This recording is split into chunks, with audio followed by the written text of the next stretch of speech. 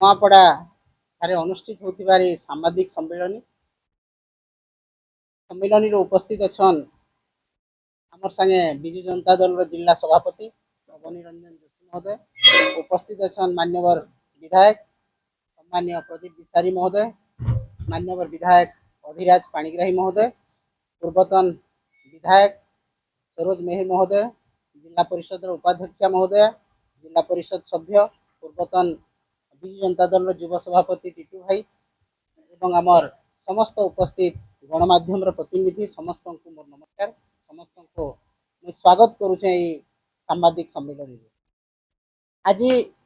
आमर प्रिय नेता नवीन पट्टनायक महोदय पूर्वतन मुख्यमंत्री विरोधी दल नेता तांकर निर्देश रे आज नुआपड़ा की गोटे फैक्ट फाइंडिंग टीम आसीथिलु एवं ई फैक्ट फाइंडिंग टीम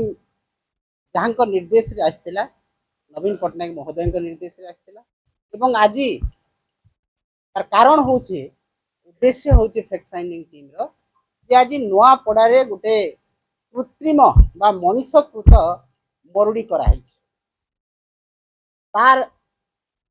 आमे बुलिकी देखबार लगी चाषी मान संगे भेट पड़बार लगी आज आसलु एवं आमे पाखापाखि 10टा पंचायत रो चाषी को आज जेकी भेट करिछु तांकर चाष जमी बुलिकी देखिछु पतरा डैम जेकी आमे बुलिकी देखिछु एवं तार पारिपार्श्विक परिस्थिति लोकंकर मुहनु आमे आज सुनिछु जेनटा अत्यंत दुखद कथा है, अत्यंत हृदय विदारक कथा है कि आज नुआपड़ा जिला नुआपड़ा निर्वाचन मंडली आज गोटे मनुष्यकृत मरुड़ी सामना करुछि। हजार हजार एकड़ चाष जमी आज मरी सारलान, कहार धान अधा होइछे, कहार धान बाहरी सारीछे, जेनटा कि आपण मान को आमे देखौछु धान जेनटा नहीं बाहरी सारी से धान परछा मरी सारलान पुआली गलान, जेनटा बाहरी सारीछे से धान रो अवस्था परछा सुखा खेड़ बाहरी छे एवं आज गाय चोरई नैछन अधा अधिकांश चाष जमी रे एवं आपण मानकर अवगति निमंते आमे जणावार लगी चाहूछु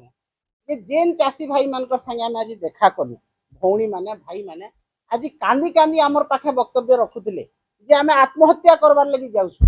आमर ई भलिया परिस्थिति आज सृष्टि होइछ जे आमे विगत 24 वर्ष धरिकिरी आमे 4000 हेक्टर जमी चाष करूथुनु एवं खुशी रे चाष करथुनु,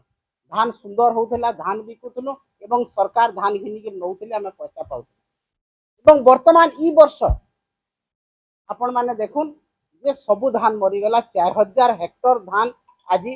मरबा अधा मरी सारलान अधा मरबार ऊपर अछि